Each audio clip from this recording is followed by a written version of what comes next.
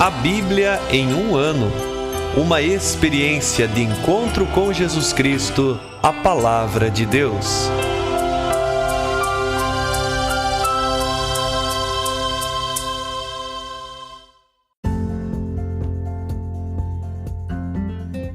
Olá, eu sou o Bruno, seminarista da Diocese de Ponta Grossa, Paraná. Você está ouvindo o podcast A Bíblia em um ano.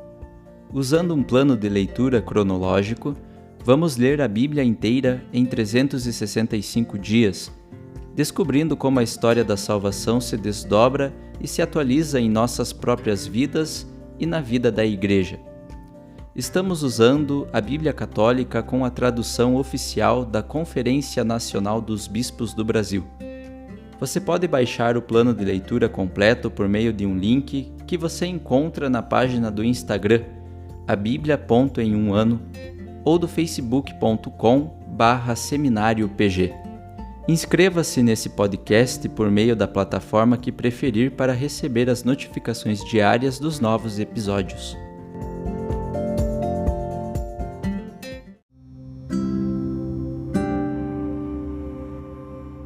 Olá, eu sou o Padre Joel Nalepa, da Diocese de Ponta Grossa, no Paraná.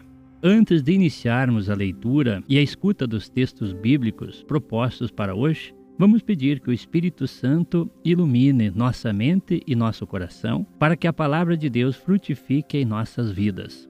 Em nome do Pai, do Filho e do Espírito Santo. Amém. Vindo Espírito Santo, enchei os corações dos vossos fiéis e acendei neles o fogo do vosso amor. Enviai o vosso Espírito, e tudo será criado, e renovareis a face da terra. Oremos. Ó Deus, que instruístes os corações dos vossos fiéis com a luz do Espírito Santo, fazei que apreciemos retamente todas as coisas, segundo o mesmo Espírito, e gozemos sempre de sua consolação. Por Cristo nosso Senhor. Amém.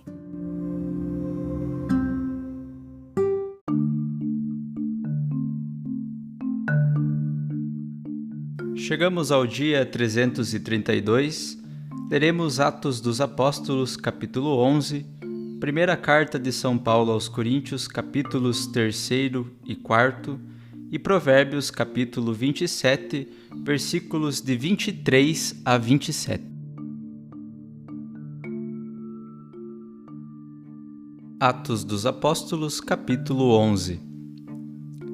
Os apóstolos e os irmãos que viviam na Judéia souberam que também os gentios haviam acolhido a palavra de Deus.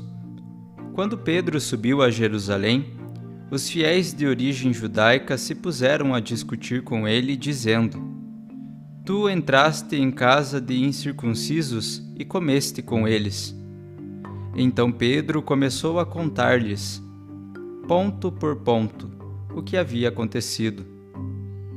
Eu estava na cidade de Jope, em oração, e tive em êxtase a seguinte visão. Vi algo como um grande pano que pelas 4 pontas era baixado do céu e chegava até junto de mim. Olhei atentamente e vi dentro do pano os quadrúpedes da terra, os animais selvagens, os répteis e as aves do céu. Depois ouvi uma voz que me dizia: Levanta-te, Pedro, mata e come. E eu respondi: De modo algum, Senhor, jamais entrou coisa profana ou impura na minha boca. A voz me falou pela segunda vez: Não chames de impuro o que Deus tornou puro. Isso repetiu-se por 3 vezes. Depois o objeto foi novamente recolhido ao céu. Naquele momento, 3 homens se apresentaram na casa em que nos encontrávamos. Tinham sido enviados de Cesareia à minha procura. O Espírito me disse que eu fosse com eles sem hesitar. Os 6 irmãos que estão aqui me acompanharam e entramos na casa daquele homem. Então ele nos contou que tinha visto um anjo apresentar-se em sua casa e dizer: Manda alguém a Jope para chamar Simão, conhecido como Pedro. Ele te falará palavras mediante as quais serás salvo, tu e toda a tua casa. Logo que comecei a falar, o Espírito Santo desceu sobre eles da mesma forma como descera sobre nós no princípio. Então eu me lembrei do que o Senhor havia dito: João batizou com água, mas vós sereis batizados com o Espírito Santo. Se Deus concedeu a eles o mesmo dom que a nós, que acreditamos no Senhor Jesus Cristo, quem seria eu para opor-me à ação de Deus? Ao ouvirem isso, os fiéis acalmaram-se e glorificavam a Deus, dizendo: Também aos gentios Deus concedeu o arrependimento para que tenham vida. Os que haviam sido dispersos pela tribulação ocorrida por causa de Estevão chegaram a Fenícia, a ilha de Chipre e a cidade de Antioquia, mas não anunciavam a palavra a ninguém que não fosse judeu.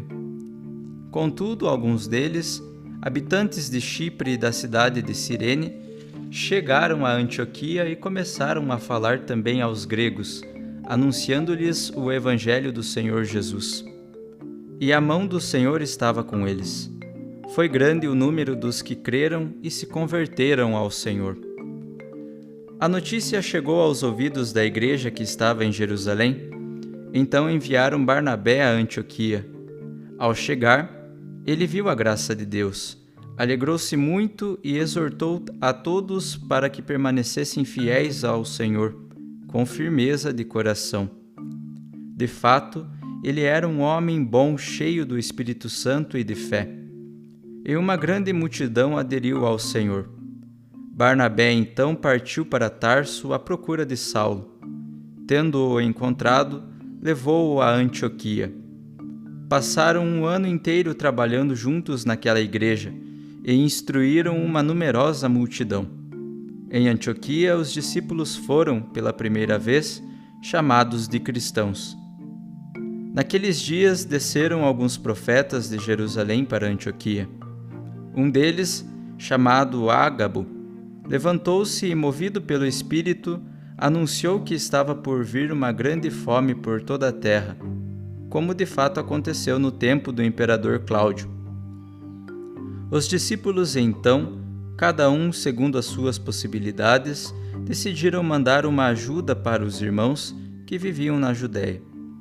Assim foi feito, e enviaram a ajuda aos anciãos por meio de Barnabé e Saulo.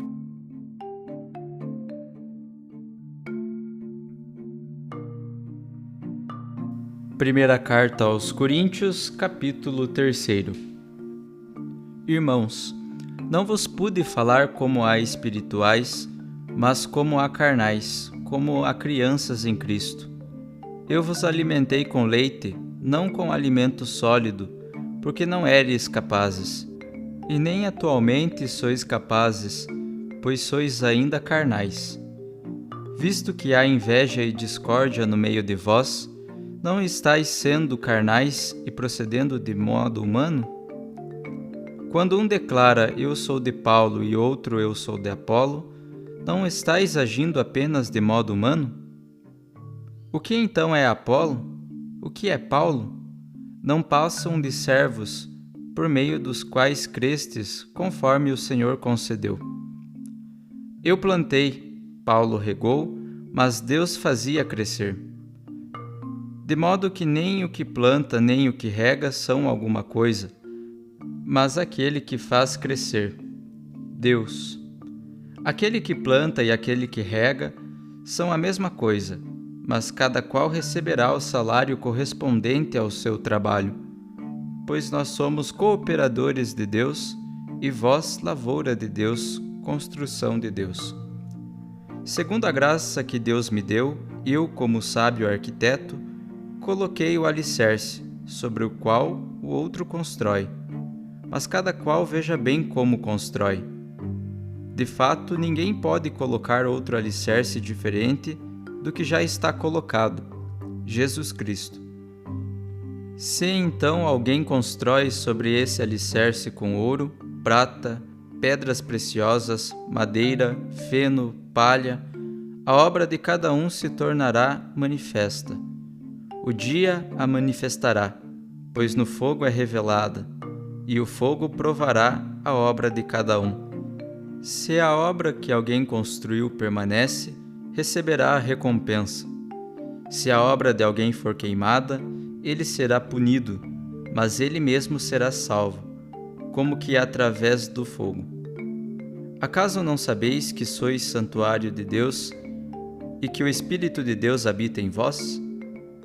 Se alguém destruir o santuário de Deus, Deus o destruirá, pois santo é o santuário de Deus que sois vós. Ninguém se iluda. Se algum de vós se julga sábio diante deste mundo, faça-se louco para tornar-se sábio, pois a sabedoria deste mundo é loucura diante de Deus.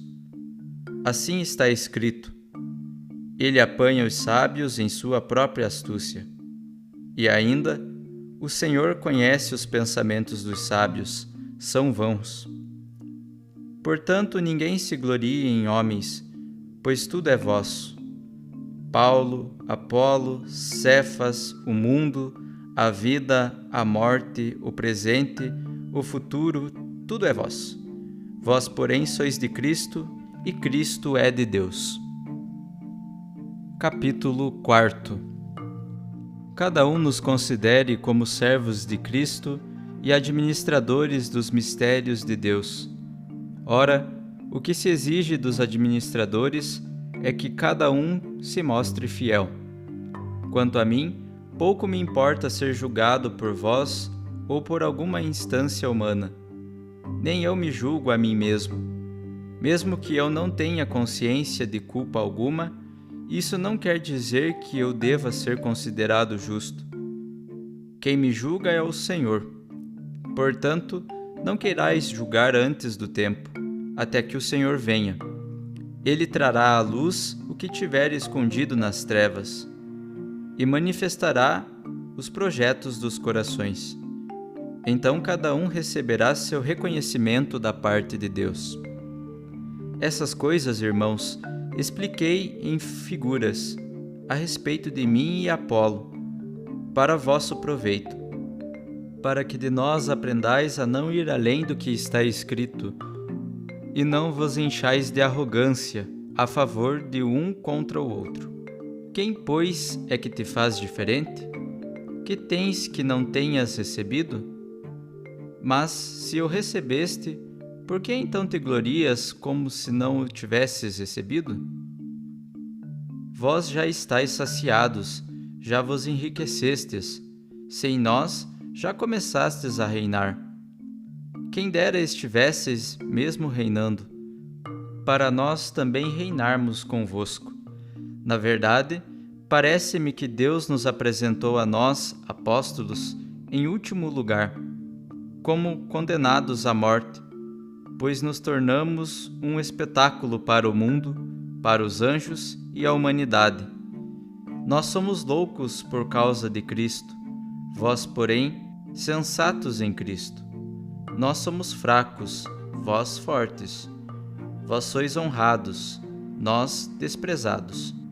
Até a presente hora padecemos fome, sede e nudez. Somos esbofeteados e vivemos errantes. Esgotamo-nos trabalhando com as próprias mãos. Somos injuriados e abençoamos. Somos perseguidos e suportamos. Somos caluniados e consolamos.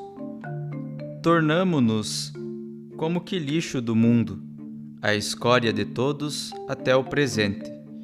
Isto vos escrevo não para vos envergonhar, mas para vos admoestar como a meus filhos amados. De fato, mesmo que tenhais milhares de educadores em Cristo, não tendes, contudo, muitos pais. Fui eu que, por meio do Evangelho, vos gerei em Cristo Jesus. Portanto, eu vos exorto, sede meus imitadores. É justamente por isso que vos enviei Timóteo. Ele, meu filho amado e fiel no Senhor, vos recordará os meus caminhos em Cristo, como eu tenho ensinado por toda parte em cada igreja. Imaginando que eu não voltaria a vós, alguns se encheram de arrogância. Ora, se o Senhor quiser, irei em breve visitar-vos, e então tomarei conhecimento não da palavra, mas do poder dos arrogantes. Com efeito, o reino de Deus não consiste em palavra, mas em poder. O que quereis? Que eu vá até vós com vara, ou com amor e espírito de mansidão?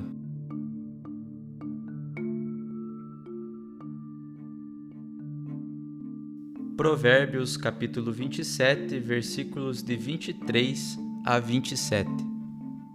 Com diligência reconhece o aspecto do teu gado e dá atenção aos teus rebanhos, pois nem sempre terás riquezas e a coroa não passa de geração a geração.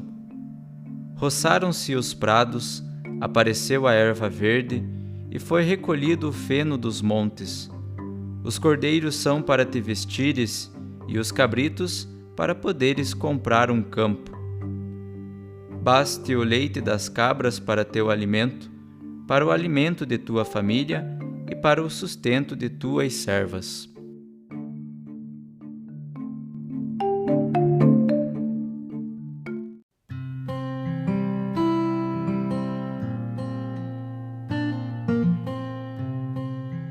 Olá, eu sou o Padre Rodrigo Ribas. Hoje nós vamos meditar sobre o capítulo 11 do livro dos Atos dos Apóstolos. Aqui nós vemos que a entrada dos pagãos na comunidade nem sempre foi bem aceita. A iniciativa de Pedro alarmou um grupo influente da comunidade de Jerusalém. Ao chegarem, recebem Pedro com uma repreensão, mesmo reconhecendo ele como chefe. A resposta de Pedro está baseada não em sua autoridade, mas em Deus, que faz isso lembrando da visão que teve, da voz do Espírito, do anjo. Os ânimos se acalmam, pelo menos momentaneamente, porque o problema permanece dentro deles, como nós veremos no Concílio de Jerusalém. Nós vamos ver também o surgimento da igreja em Antioquia, que será um dos grandes centros de irradiação do cristianismo, visto que Antioquia é a ligação com o mundo oriental. Antioquia já tinha sido palco das lutas dos Macabeus, por isso já tem aqui uma história de tensões entre o judaísmo e a cultura grega. Aqui então nós vamos ver uma mesa comum entre judeus, cristãos e cristãos vindos do paganismo, o que assusta a Igreja Mãe de Jerusalém, que vai enviar Barnabé como interventor. Só que Barnabé, chegando, vendo a realidade, ele não só acolhe a proposta, como se torna seu defensor e convida Saulo para trabalhar com ele. O grupo desses fiéis então vai receber dos de fora um nome novo, cristãos, como nos diz o texto, pela primeira vez foram chamados de cristãos. O capítulo termina mostrando que havia uma intensa comunicação entre as igrejas, gerando uma ajuda mútua e culminando na solidariedade e na partilha. Ouvimos ainda os capítulos 3 e 4 da primeira carta de São Paulo aos Coríntios. No capítulo 3, nós percebemos uma certa imaturidade da parte dos coríntios. Com a imagem da ama de leite que amamenta as criancinhas, Paulo ele demonstra a sua compreensão sobre a comunidade. Partidarismo, briga, são atitudes infantis, demonstram a limitação para compreender a sabedoria de Deus. Por isso, ainda são pessoas da carne, que seguem instintos humanos e não o Espírito que vem de Deus. Ainda Paulo utiliza de imagens para falar da função dos apóstolos na comunidade. Assim como lavoura e construção, imagens utilizadas por ele, são funções dos homens, Paulo e Apolo são colaboradores de Deus. Da mesma maneira, nas nossas comunidades hoje, não deve haver divisões por causa de funções, por causa de ministérios. Todos aqueles que trabalham na comunidade, ministros, catequistas, agentes de pastorais, são todos servidores. Tudo está em função de Deus. É Ele que faz a obra acontecer. E Paulo ele termina esse capítulo enfatizando que ele e os demais são de todos, e todos são de Deus. Já no capítulo 4, Paulo lembra que os apóstolos, como qualquer liderança cristã, são servidores e administradores que se colocam a serviço de Deus e dos seus ministérios. Mistério de Deus não é segredo oculto, mas sim o plano de salvação, ou seja, aquele projeto proposto por Deus e realizado por Jesus Cristo, agora é divulgado por Paulo. Do apóstolo se exige fidelidade à vocação de serviço ao Senhor. A prestação de contas só se deve a Deus. Por isso o julgamento cabe tão somente a Deus. A comunidade de Corinto, movida por interesses diversos, eles emitiam opiniões e talvez quisesse construir um tribunal para julgar os apóstolos. Porém, o tribunal da consciência é maior, mas não supera o tribunal divino, que é absoluto e reconhece as intenções de cada pessoa. Com linguagem em tom de ironia, há aqui uma crítica aos que se julgavam ricos, reis, fortes, chamando a atenção desses para não se tornarem pessoas orgulhosas. De acordo com a mentalidade da época, ser discípulo de personagem famoso tornava importante a pessoa. Quem sabe na comunidade alguns se julgavam superiores por serem discípulos de Paulo, outros de Apolo, outros de Pedro, e assim por diante. Para desfazer essa mentalidade, a carta mostra a realidade desses personagens como estultos, fracos, desprezados. Após então a ironia apresentada, para não manter as pessoas envergonhadas, Paulo se dirige a elas como filhos amados. Lá no início do capítulo anterior, ele se comparava a uma mãe que amamenta. Agora, ele é pai que educa e que chama a atenção. Nessa mesma condição ainda, ele vai enviar o filho Timóteo para recordar as normas ensinadas pelo apóstolo e para acalmar o orgulho deles.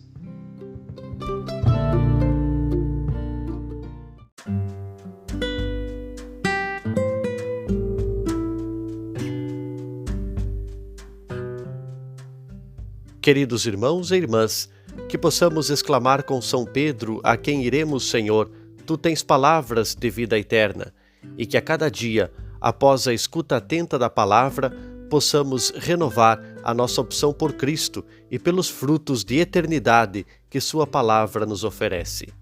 Quem vos fala é o Padre Hélio Guimarães, da Diocese de Ponta Grossa, no Paraná. Oremos.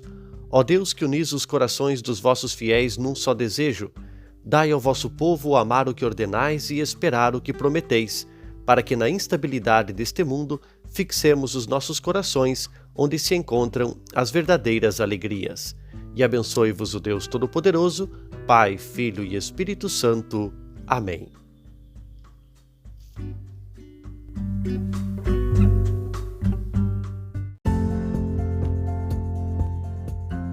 Você acaba de ouvir mais um episódio do podcast A Bíblia em um Ano. Continue nesse bom propósito de ouvir, ler e praticar a Palavra de Deus. Rezemos por todos que estão fazendo este caminho de leitura da Bíblia. Procure também participar da sua comunidade. A permissão para uso do plano de leitura The Bible in a Year com Padre Mike Schmitz e Jeff Kevins foi concedida por Ascension. A versão original pode ser baixada em ascensionpress.com. Todos os direitos desse plano estão reservados à Ascension. Os demais conteúdos do podcast não são criados, revisados ou apoiados por Ascension. Até amanhã!